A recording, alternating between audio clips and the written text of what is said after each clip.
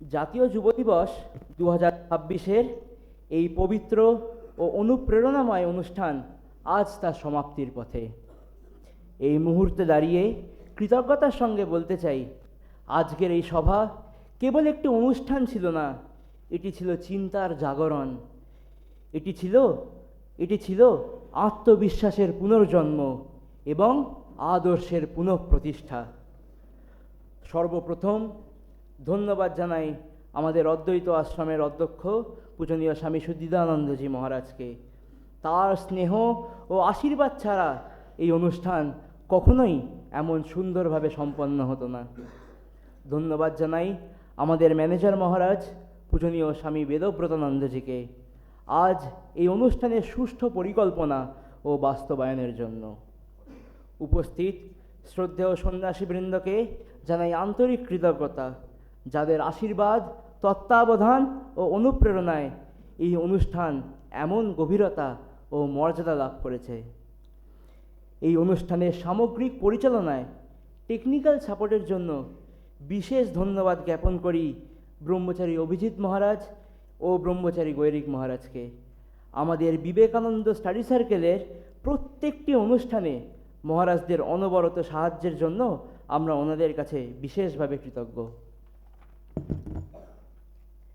কৃতজ্ঞতার সাথে ধন্যবাদ জানাই অদ্বৈত আশ্রম বিবেকানন্দ স্টাডি সার্কেলের প্রাক্তন সদস্য ও বর্তমানে আশ্রমের নানাবিধ কর্মকাণ্ডের সঙ্গে যুক্ত ডক্টর মলয় দাশগুপ্ত মহাশয় ও তার পুত্র শ্রী গৈরিক দাশগুপ্তকে। এনারা স্বেচ্ছায় এগিয়ে এসে আমাদের অনুশীলনে বিশেষ সাহায্য করেছেন। মঞ্চের পেছনে থেকেও অনুষ্ঠানকে সফল করে তুলতে নীরবে যারা আমাদের পাশে ছিলেন, তারা আমাদের আশ্রমের পরিশ্রমী স্টাফ শ্রী গোপীনাথ মণ্ডল, শ্রী রাকেশ কালিন্দী এবং শ্রী সুব্রত মাহাতোর প্রতি জানাই আন্তরিক কৃতজ্ঞতা। তাদের সহযোগিতা ও আন্তরিকতার জন্য অনেক অনেক ধন্যবাদ। এরপর ধন্যবাদ জানাই উপস্থিত শ্রোতামণ্ডলীদের এই অনুষ্ঠানকে প্রাণবন্ত করে তোলার জন্য। সর্বশেষে বিবেকানন্দ স্টাডি সার্কেলের সকল সদস্যবৃন্দকে জানাই আন্তরিক ধন্যবাদ, যাদের নিষ্ঠা, শৃঙ্খলা ও সমবেত প্রচেষ্টায় আজকের সাংস্কৃতিক ও বৌদ্ধিক পরিবেশনাগুলি এই অনুষ্ঠানকে আরও অর্থবহ করে তুলেছে। আজ এখান থেকে আমরা শুধু স্মৃতি নিয়ে নয়, একটি দায়িত্ব নিয়ে ফিরে যাব। স্বামী বিবেকানন্দের আদর্শকে আমাদের চিন্তা, কর্মে ও চরিত্রে ধারণ করার দায়িত্ব। এরপর আমরা সকলে সমবেতভাবে জাতীয় সঙ্গীত গাইব। আপনাদের অনুরোধ করব আপনাদের নিজ নিজ স্থানে উঠে দাঁড়ানোর জন্য। जनगण मन अधिनायक जय हे भारत भाग्य विधाता। पंजाब सिंध गुजरात मराठा द्राविड उत्कल बंगा। विंध्य हिमाचल यमुना गंगा उच्चल जलधि तरंगा। तव शुभ नामे जागे, तव शुभ आशीष मांगे। गाहे तव जय गाथा, जन गण मंगलदायक जय हे भारत भाग्य विधाता। जय हे जय हे जय हे जय जय जय जय हे। भारत माता की जय। জাতীয় সঙ্গীতের মাধ্যমে আজ আমাদের এই অনুষ্ঠান তার আনুষ্ঠানিক সমাপ্তি লাভ করেছে।